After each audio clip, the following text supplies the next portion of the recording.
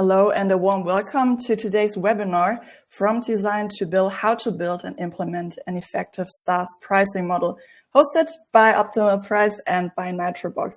My name is Christina Fandrich. I'm a marketing manager at Nitrobox, and I'm happy to guide you through today's session. We are joined today by two fantastic experts in their fields. The first one is Christian Wirth, founder and manager at Optimal Price, who has helped over 200 companies develop and implement value-based pricing models.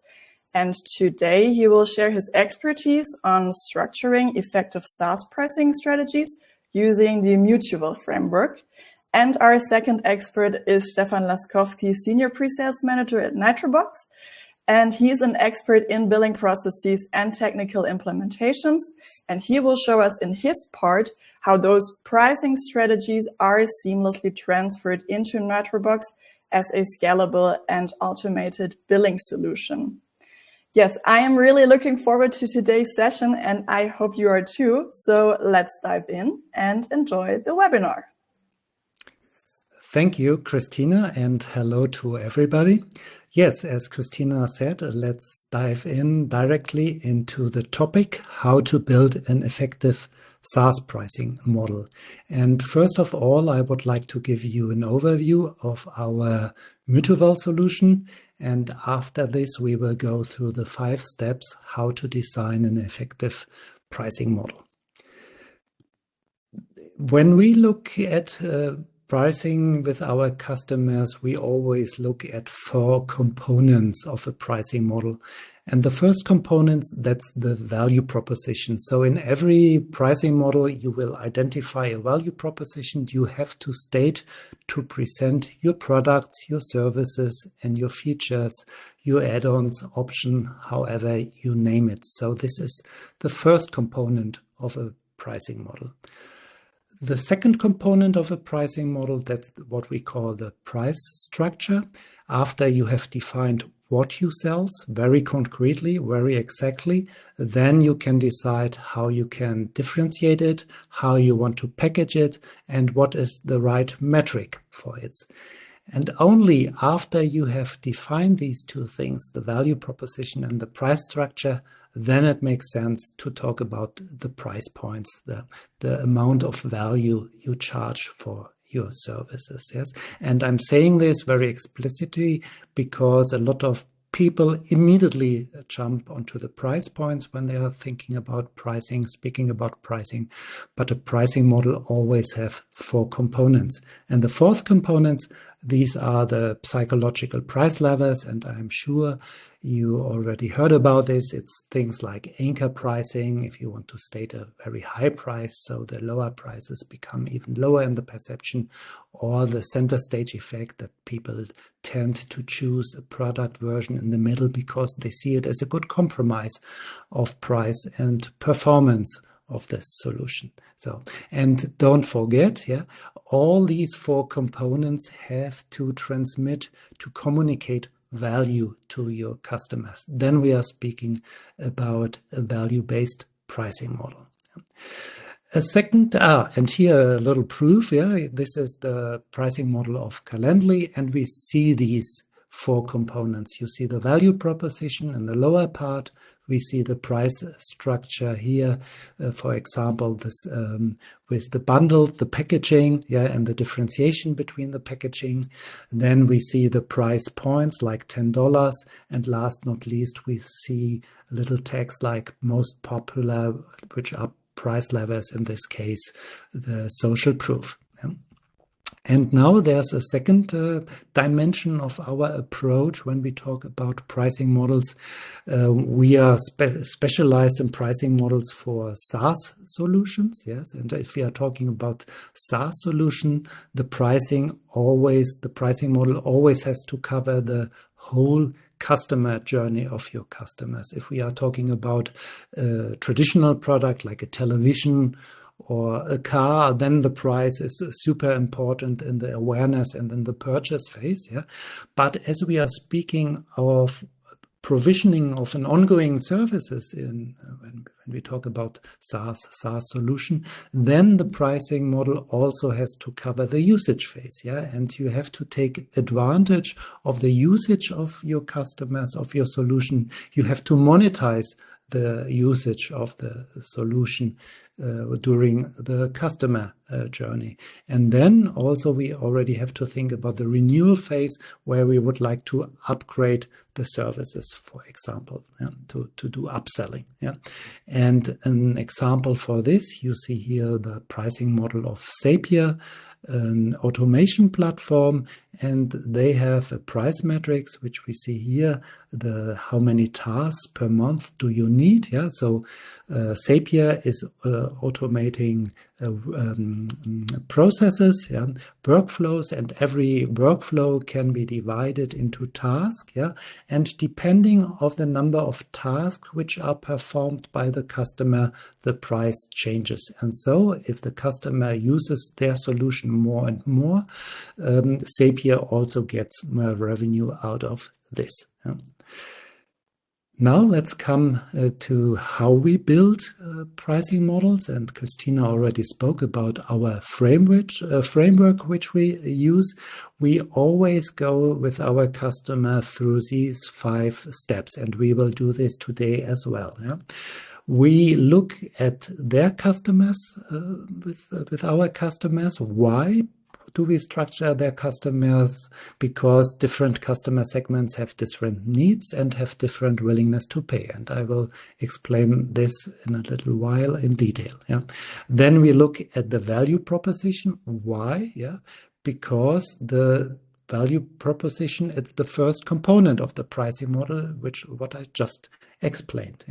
Then we talk about the price structure.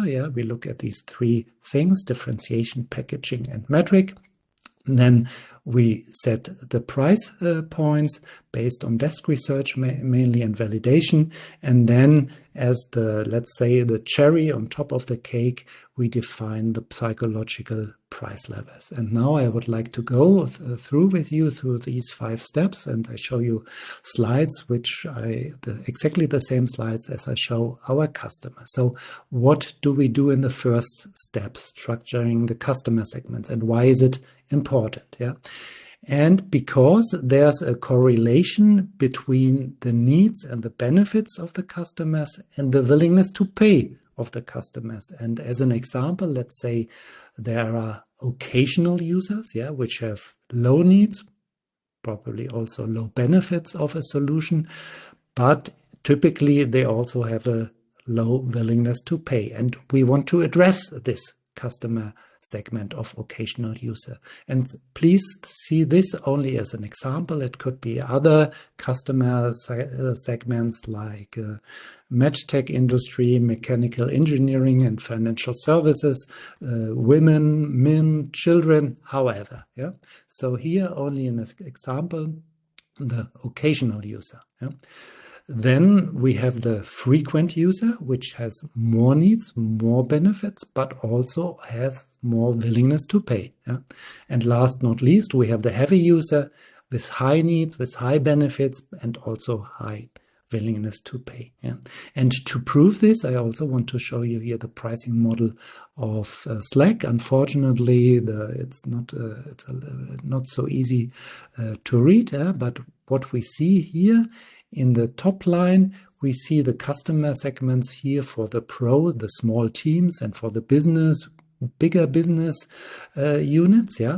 We see here in the bottom of the pricing model the value proposition, and we see that it addresses from left to right more and more needs, and it has from left to right more and more benefits for the customers.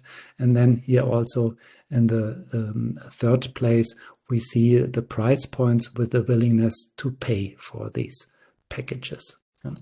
And every pricing model you show me, we will find a structure like this behind the pricing model. So the structure or the definition of the customer segments, it's always the foundation for building a pricing model. Then let's come to the second step, and I want to remind you at the end we have time to answer your questions. So if you have any questions, please send it to Christina via the chat box. Yeah. Now, what's behind the description of the value proposition, the first component of every pricing model? So a value proposition, a clear description of the value proposition makes selling your product easier. And I think this is very clear. But what is a clear description? So you should always try to make your products easy to understand. And as an example, we see here not a SaaS pricing model, we see a pricing model of an Italian restaurant. Yeah, so it should be easy to understand for your customers. Yeah, the first row, yeah, it should be transparent, so your customers should know what they really get at the end. Yeah, it should be comprehensive. It should present all your services. A lot of our customers focus very much on their, as we name it, core services. Yeah, but you have also the chance to present your side services, like what do you offer in the direction of reporting? How is your support? Do you have any languages you support? Do you have any certificates? What are your training capabilities? And so on. This, I mean, with comprehensive, like in the restaurant, you also can display your desserts and your beverages. Yeah, it should be tangible. Yeah, the description. This comes into play if we talk about AI features, for example. Yeah, on how many data these AI features are based, with which AI engine they are produced, and so on. Yeah, it can be motivating, and don't forget that the description of your value proposition not only has to be functional, it should also cover emotional and social aspects of your solution. Yeah. And here as an example, best practice example, Grammarly. Yeah. We see here on the left side the value proposition, and one of the features, or let's say probably, well, yeah, I would say it's a feature.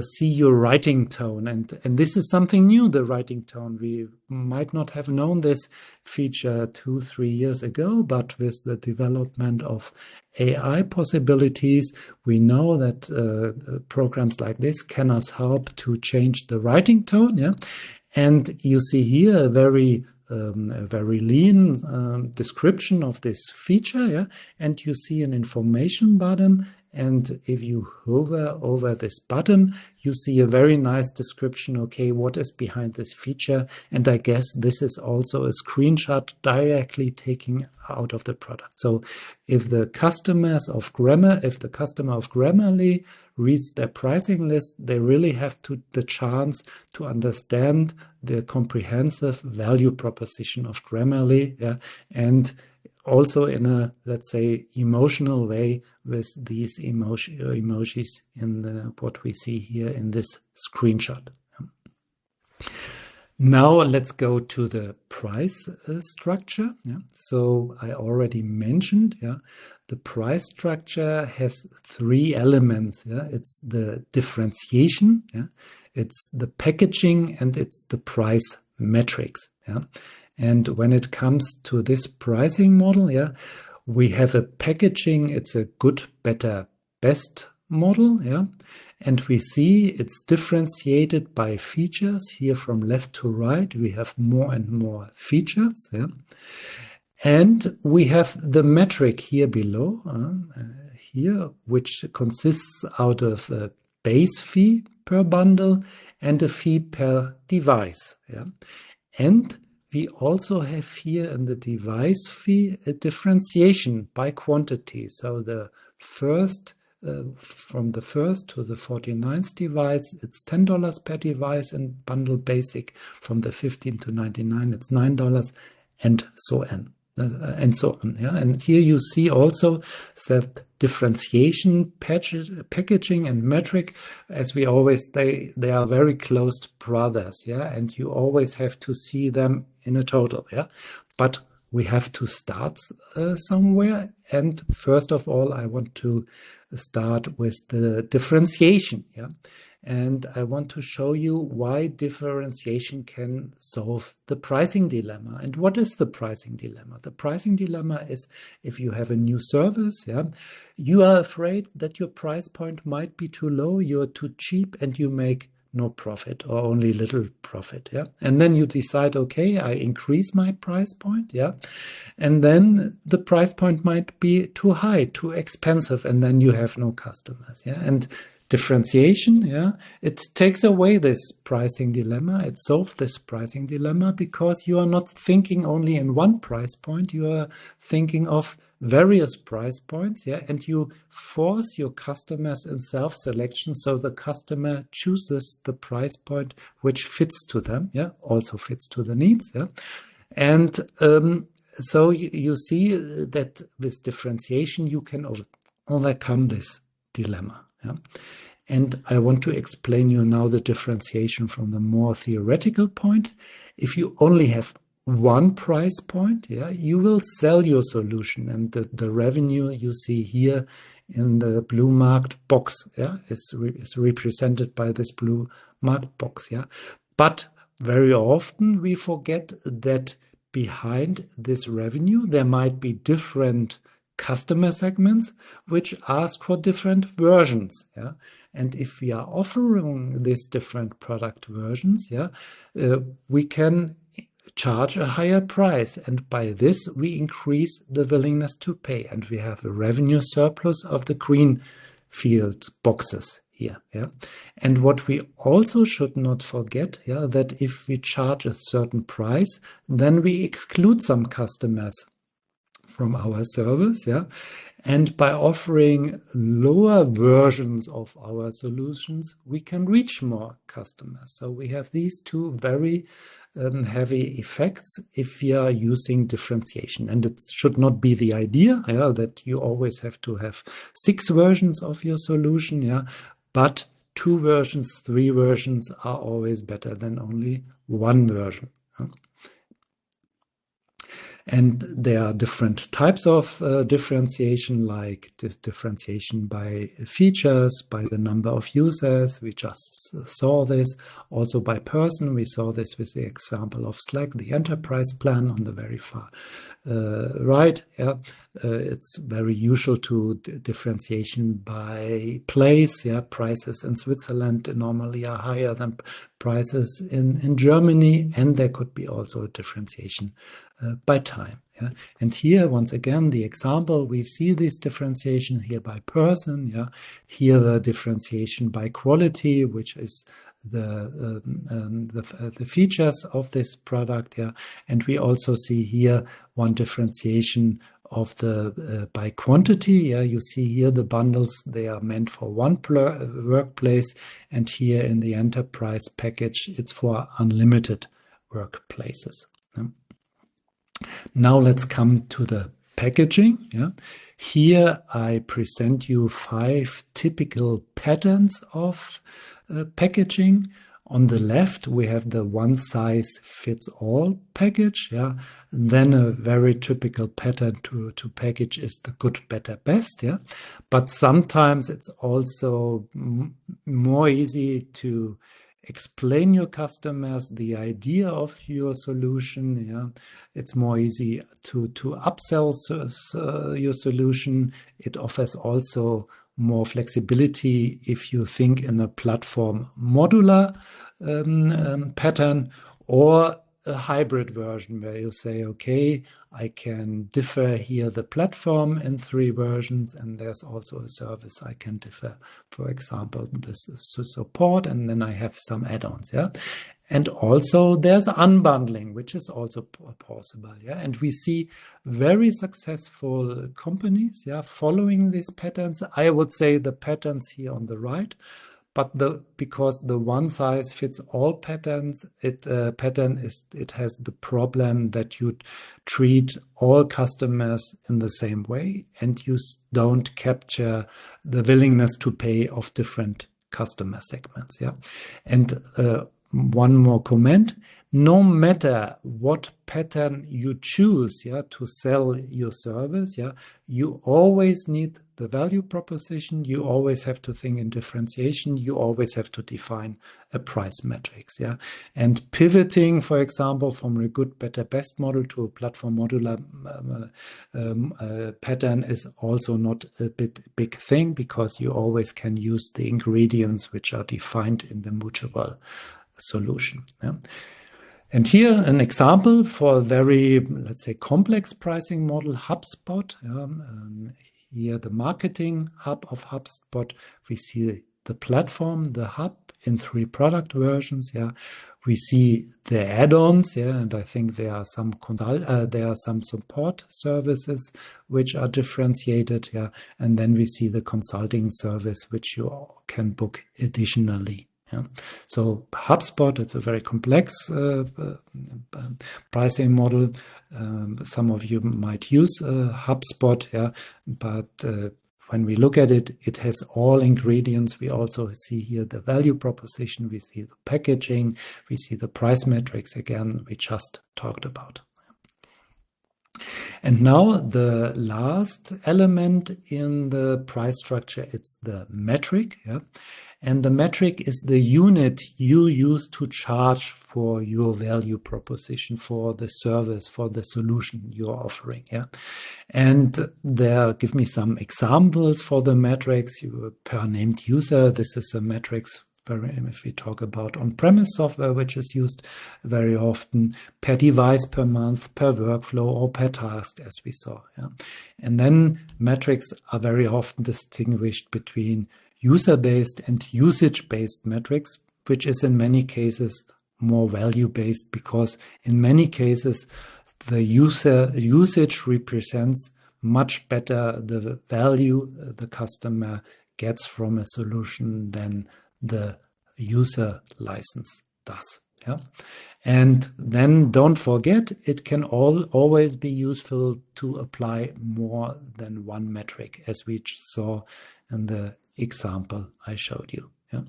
And how do we proceed with our customers to choose the price metrics? We always do a brainstorming where we identify metrics which are useful, which make sense, which are already there, which might be interesting. And then we look, okay, does this metric scale with the value we deliver? Does it represent the value which we deliver? And does our customer pay more if he uses our solution more, or if he has at the end more success with our solution? So this is always the first criteria. Then we look, okay, do we have a showstopper? Do the metrics keep the entry barriers low, and do they encourage the usage of the customers? And then the third criteria is, are these price metrics aligned with costs, competition and market? Are there any cost, like say you purchase a service by time, and then you charge your customers volume based, and this can be then your price metrics is volume based, and then this could be a problem for you because your customer might use your services, a lot of your services in a very short time, and then you have a cost problem. And then the fourth criteria is the metrics predictable, measurable, and billable? And then we select 2 or 3 price metrics, which then come on a short list. And normally, after we have gone through this problem, it becomes quite clear which price metric perfectly supports the business goals of our customers. And as I already said, unfortunately, price metrics which scale very well with the value delivered are sometimes difficult to predict, are sometimes difficult to measure, and this is always a conflict which has to be solved, and you have to find the right balance, and very often applying 2 price metrics can help you in this situation. And here we say once again, the price matrix, which fulfills very well the first criteria, it scales with the value delivered. And so it captures also the value which is delivered to your customers. Here, the task in the example, Zapier. Yeah? And then the fourth steps, it's the setting your price points. Yeah. You see here this pricing model, for example, again, this good, better, best model. Yeah. And now the question still remains, we defined the value proposition, we defined the packaging, we defined the metrics. So what is the right price point for this solution? And there we have to modulate these price points in this price structure to achieve your business objectives. Yeah. And what do you mean by this? And first of all, we have to see the approaches of setting the price points. And there we differ in field research and in desk research. Yeah. And field research is very exact. Yeah. But it always brings a problem because it is difficult. We are talking typically about very innovative solutions if we are talking about SaaS solution, new solutions. And so the respondents might not understand the value very well. Yeah. Then we are talking about solution which still might change a lot. And the research is very costly. So to acquire a respondents in the B2B context easily costs you 200, 300 euro. Yeah. And then you have a telephone interview and market research at the end easily costs you 30, 40,000 euros. Yeah. And then your services change. And for this reason, we always recommend to do some desk research. Yeah. And you can do different analysis. Yeah. You can analyze the value you generate with your solution. You already might have some historical data, what your customers already paid. If you have existing data, you can make a cost and a competition analysis, or the customer revenue, the total revenue. Yeah. These target values, they all help you, yeah, to determine the price points. Yeah. And here I want to give you an example of the value analysis. Yeah. The value analysis, it's a tool we very often use with our customer. And this tool, it helps you to discover the value of the solution. Yeah. You list the value drivers with assumptions, you quantify the value, and then you have a number like 12,800. Yeah. And at the end, you have to modulate this 12,800 in this matrix. So you have different use cases of your customers behind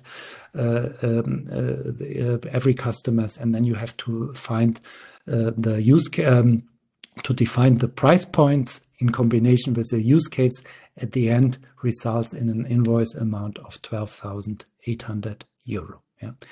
And now I want to come to the last point, the price levers. Yeah, these are all based on unconsciousness, irrational psychological processes, and they all improve the willingness to pay. And here we see the pricing model of Box.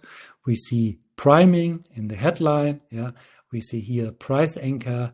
We see here social proof is most popular, and try it with the endowment effect. Yeah. And now I want to summarize. Yeah, we always go through with our customer through these 5 steps. To design a draft of their pricing model in the first iteration, and to build up a pricing model with these 4 elements I mentioned.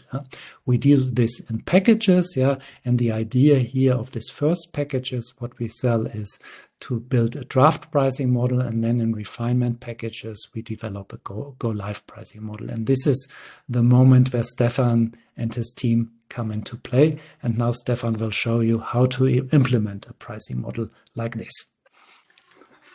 Thank you, Christian, for the interesting insights and advice how to build an effective SaaS pricing model. And now, after having an approach for your pricing model, it's important to set everything into place to sell and monetize your product. But how to implement the product, which IT systems are required, how to automate and scale up, and how to ensure future business models can be implemented successfully as well. Now, one key component is the right billing solution, focusing on getting your product alive and ready to be sold and invoiced. Now we will have a look at what are key areas and what is required functionality to ensure that can be done. The first important step is to transfer your price model into a billing system. So classic billing systems have huge challenges to map or an innovative product model, as they have not been built for this. Therefore, you need a flexible and specialized solution. In the next step, you need to ensure that your product will end up in a contract with the customer. B2B and B2C customers have different needs, and you might need to bundle different products into attractive price offerings, ending up in contracts with your customers. Customers nowadays also expect products tailored to their needs. So maybe you need to combine a classic product with additional services, or you also want to invoice specific usages, example, produced units or users on the system, etc. So, and it's also important to participate together with your customers with their success. Or you have additional products you want to sell next to regular contract. All this needs to be possible. Especially when growing and scaling up, you need to ensure your people and your IT landscape can support this. Therefore, automation is key to success. Our idea is allowing you to grow with your business on your speed. Maybe you need to start small and get a billing platform in place quickly. You should be able to do it. Or you are growing and you need a high automation.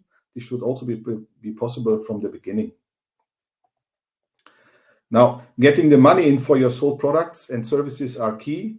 So you also want to trigger payments maybe via credit card or check bank statements to ensure that invoices have been paid and also close them fully automated.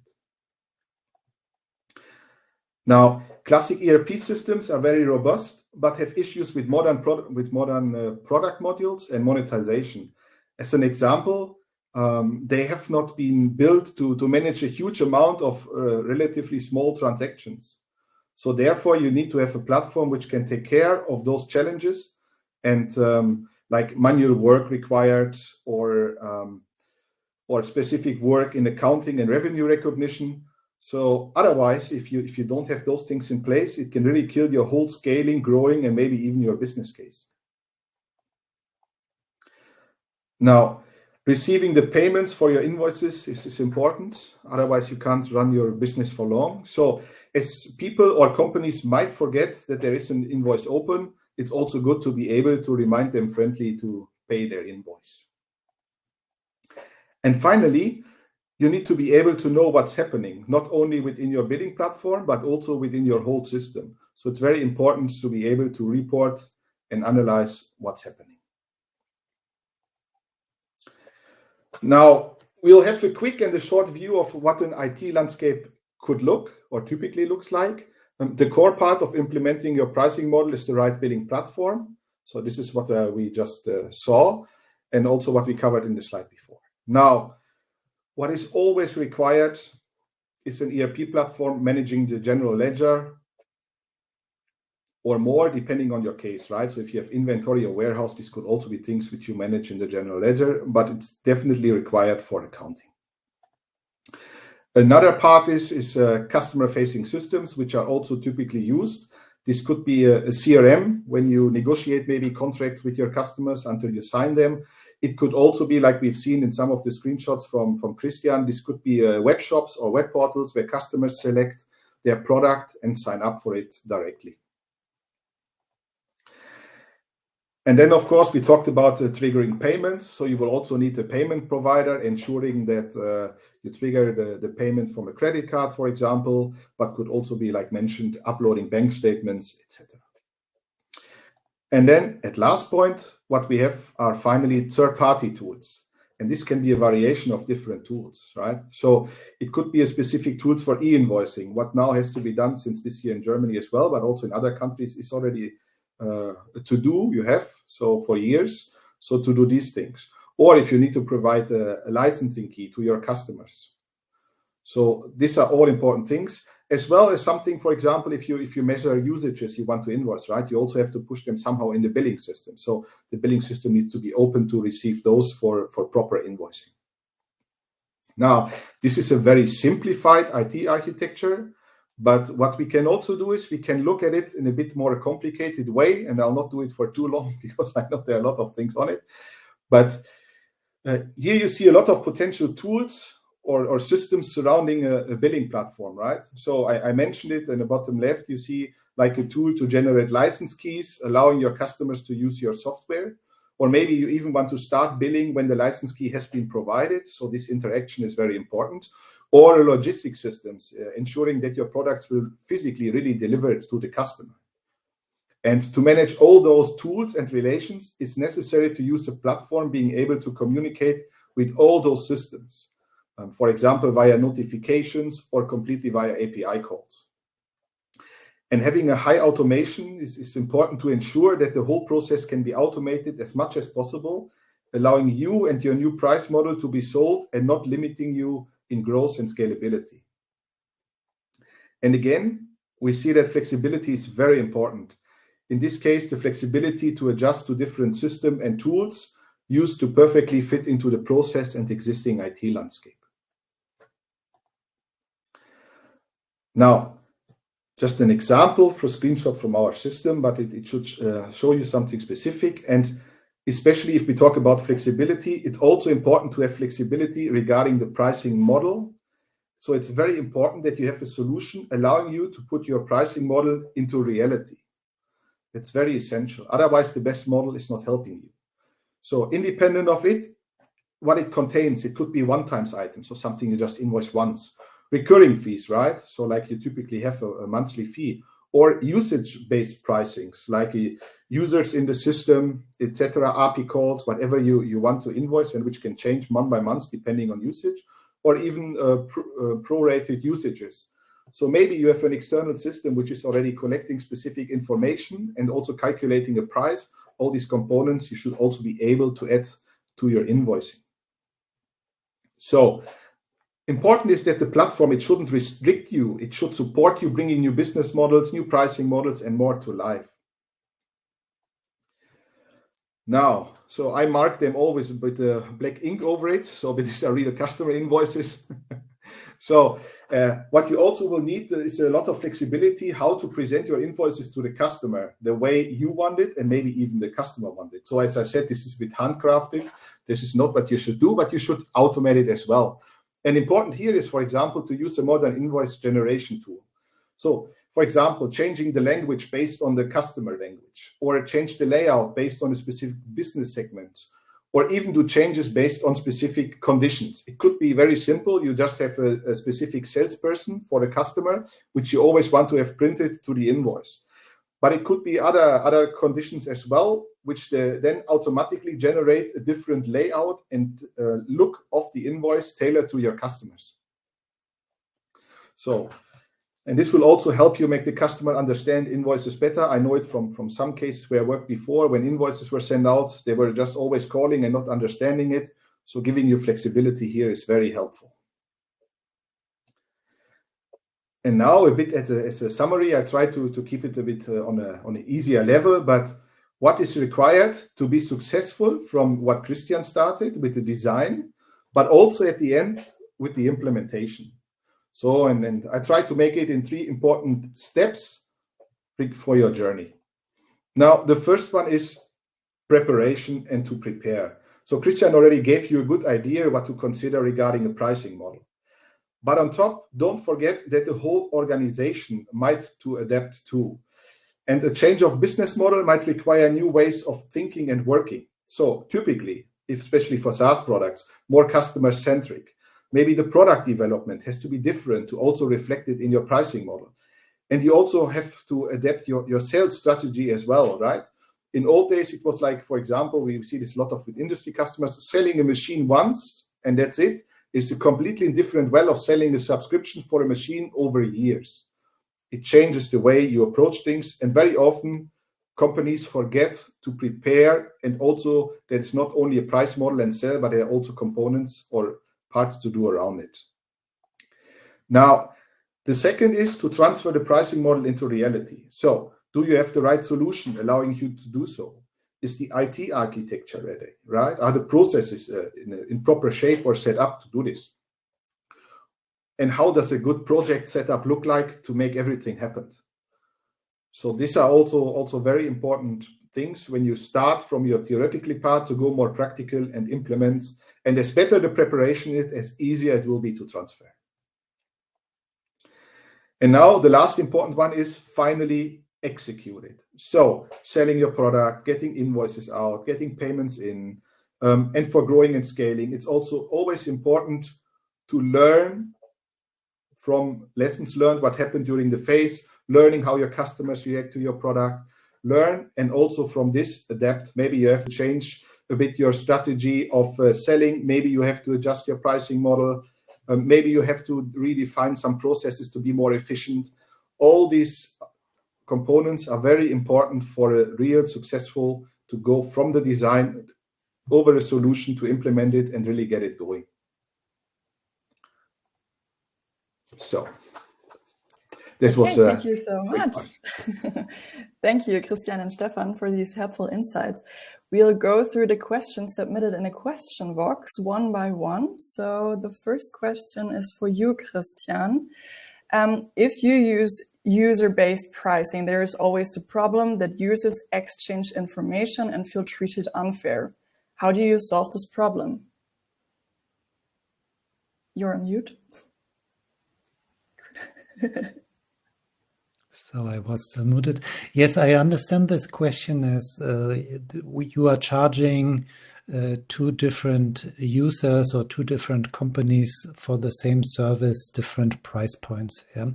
And yeah, in fact, this is a conflict. Yeah, this is very dangerous because your users might talk. So when we charge different price points, in theory, yeah, also the value proposition should differ. Yeah? So you always have to offer different value propositions if you charge different price points.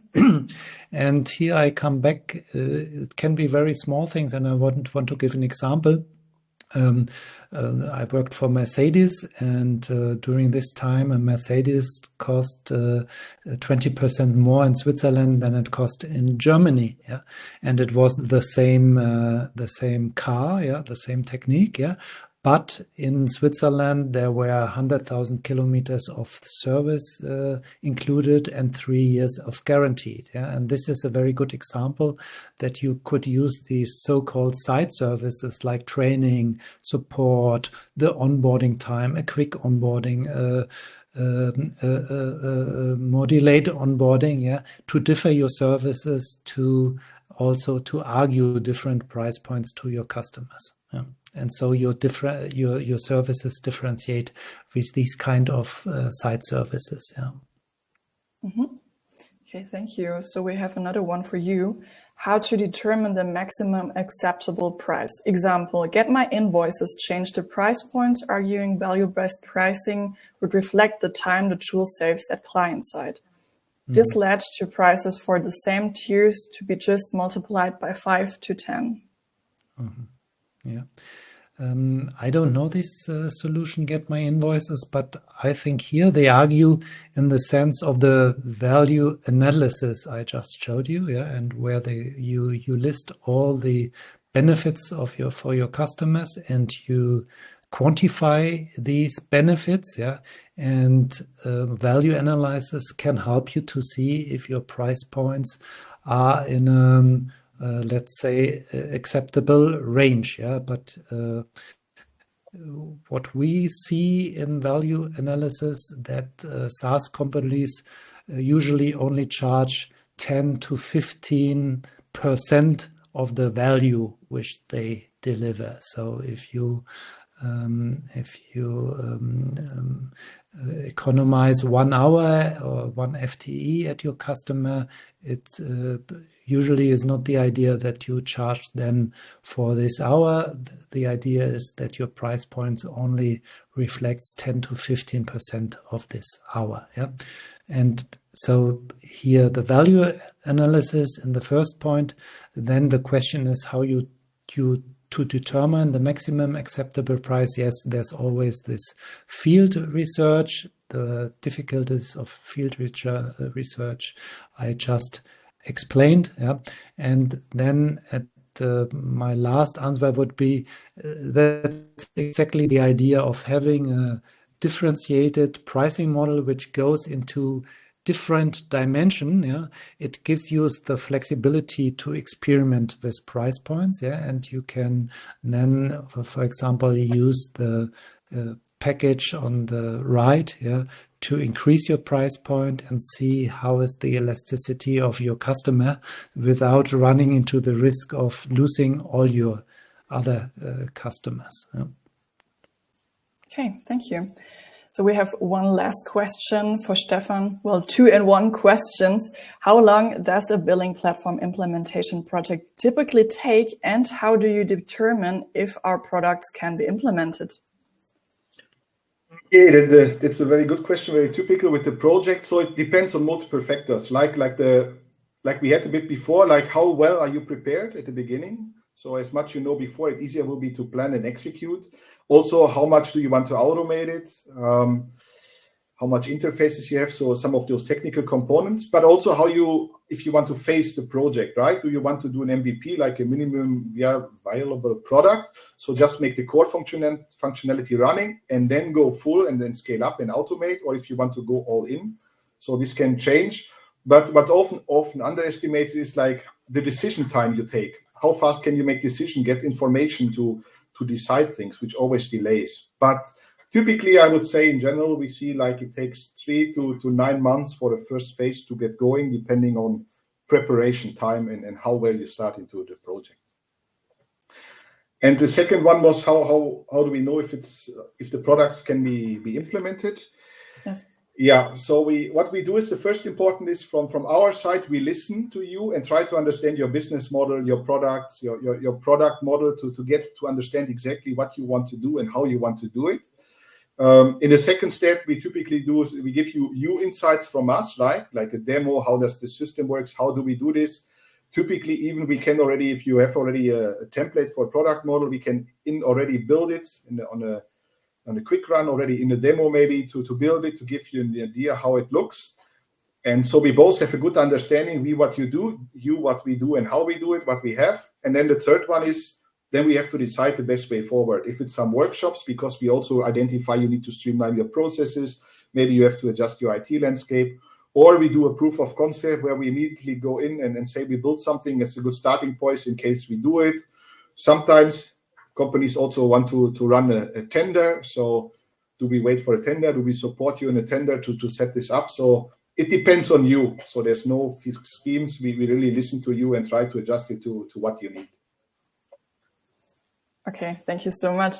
So we are actually already over time, so we'll need to wrap up the Q&A. Thank you all for your great questions. If we didn't get to your question, or if you think of something later, please feel free to reach out directly to our speakers, Christian and Stefan. You can also find their contact information in the chat, and we will also send it along with the recording. But before we finally wrap up, I have an exciting announcement for you. We are hosting the second Nitrobox Monetization Summit in October, where industry leaders and monetization experts will explore the future of digital business models in depth. So if you don't want to miss out, simply scan the QR code on your screen or click the link in the chat, which I will post now. And that way you can sign up and be sure to be notified once the registration opens so you can secure your spot, because spots are limited. So, okay, once again, thank you all for being here today. And we hope you found this webinar valuable and wish you a great day. Bye. Thank you. Thanks. Bye-bye. Bye.